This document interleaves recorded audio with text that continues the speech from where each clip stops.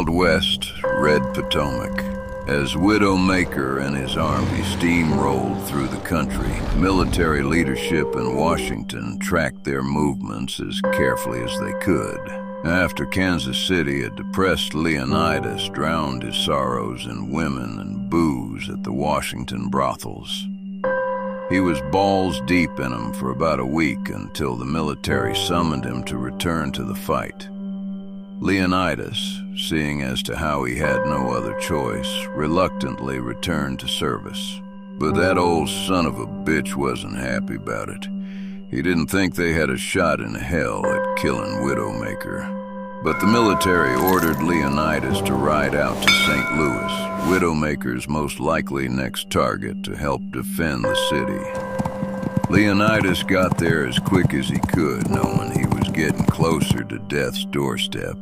As the leaders of the city freaked out, Leonidas pondered if this could actually be their chance to kill old Widowmaker. He started believing it was impossible after the massacre at Kansas City. As military leadership planned the city's defense, Leonidas was disheartened thinking about his failures previously fighting Widowmaker. He thought about Queesack Gin, Buzzard Junction, his cheating ex-wife. He was really in his feelings.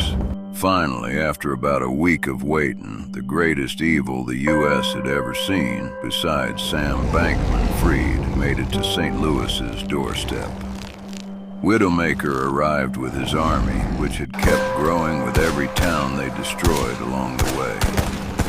You know by now that Leonidas fought with every inch of his soul, but Widowmaker and his army of the undead was just too much. The city burned, and Leonidas watched as yet another group of soldiers he fought with turned into beasts, controlled by Widowmaker.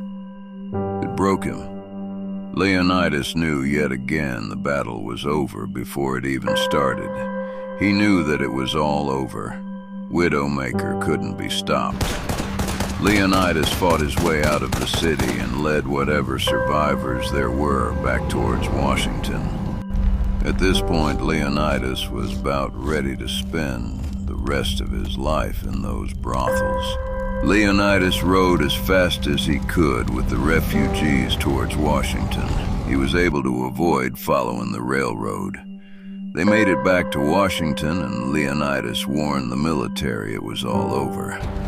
Widowmaker's army kept following the railroad eastward towards Indianapolis, Cincinnati, Columbus, Cleveland, Pittsburgh.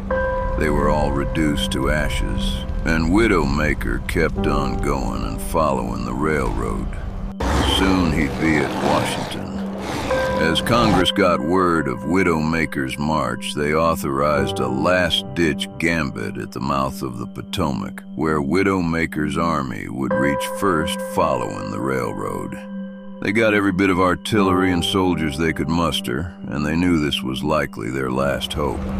When Widowmaker's army reached the Potomac, they fired everything they had at that ugly son of a bitch. And yet still, Widowmaker didn't even flinch. Widowmaker's army charged and overwhelmed the U.S. military guarding the Potomac. Leonidas did his best to help the U.S. military stop Widowmaker, but as the lines collapsed, Leonidas fled deeper into the city. With no idea of what remains of the U.S. military, Leonidas rode into downtown Washington, only knowing that today would be remembered as the day the Potomac ran red. Leonidas will return in Episode 8. This is the Wild West, and this is Raleighwood.